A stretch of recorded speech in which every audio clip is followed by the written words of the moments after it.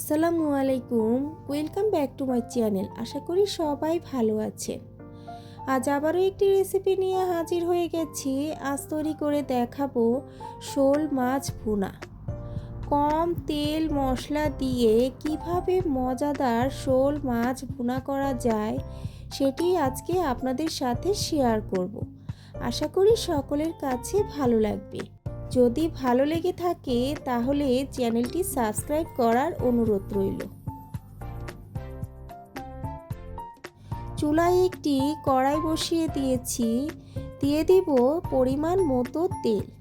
তেলটা গরম হয়ে এলে দিয়ে দিব পেঁয়াজ কুচি। আজ যেহেতু আমি মাছ ভুনা করে দেখাবো, তাই পেঁয়াজের পরিমাণটা বাড়িয়ে দিতে হবে। এখানে আমি প্রায় 1 কাপের মতো পেঁয়াজ কুচি দিয়ে দিয়েছি। এখন পেঁয়াজগুলো তেলের সাথে নেড়েচেড়ে হালকা করে ভেজে নিতে হবে। পেঁয়াজগুলো আমার ভাজা হয়ে গেছে। এখন এর মধ্যে দিয়ে দিব টমেটো কুচি।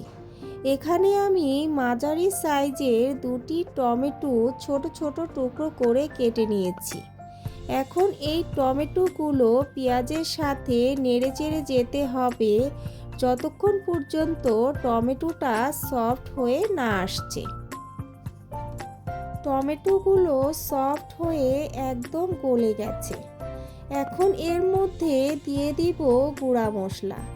দিয়ে দিচ্ছি 1/2 চামচ হলুদ গুঁড়া, 1 চামচ মরিচ গুঁড়া, 1/2 চামচ থেকে সামান্য একটু কম ধনিয়ার গুঁড়া, জিরার গুঁড়া, স্বাদ মতো লবণ। আরও দিয়ে দিচ্ছি আদা রসুন বাটা।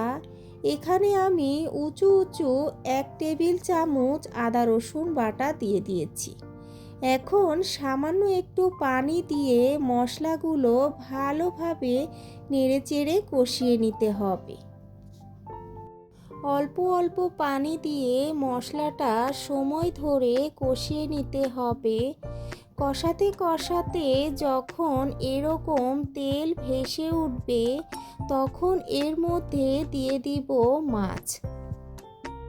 আজ আমি মাছগুলো না ভেজে রান্না করব, কিন্তু কেউ যদি ভেজে রান্না করতে চান তাহলে একই প্রসেসিংয়ে মাছগুলো ভেজেও রান্না করতে পারেন। কিন্তু আমার কাছে শোল মাছ না ভেজে এভাবে রান্না করলে খেতে বেশি ভালো লাগে।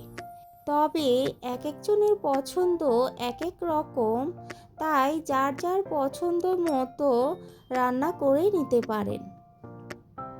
মাছগুলো দিয়ে প্রায় 2 থেকে 3 মিনিটের মতো মশলার সাথে নেড়েচেড়ে কষিয়ে নিতে হবে।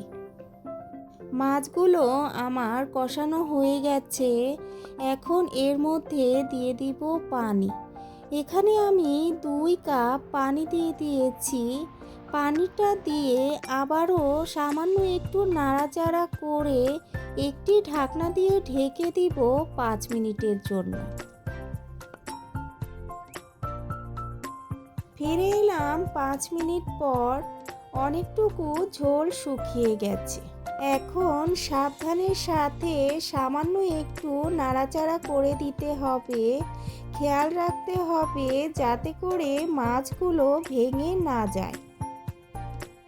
সব শেষে দিয়ে দিব 1 চামচ ভাজা জিরার গুঁড়া, 4-5টি কাঁচামরিচ ফালি, সামান্য কিছু ধনিয়া পাতা কুচি দিয়ে সামান্য একটু নাড়াচাড়া করে 2 থেকে 3 মিনিটের মতো চুলায় রেখে চুলা থেকে নামিয়ে নিতে হবে।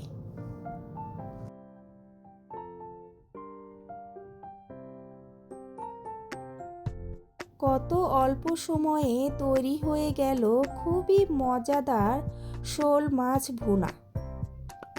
আজকের এই রেসিপিটি আশা করি মাছপ্রিয় বন্ধুদের কাছে ভালো লেগেছে। রেসিপিটি ভালো লেগে থাকলে লাইক, কমেন্ট আর বেশি বেশি শেয়ার করতে ভুলবেন না। আল্লাহ হাফেজ।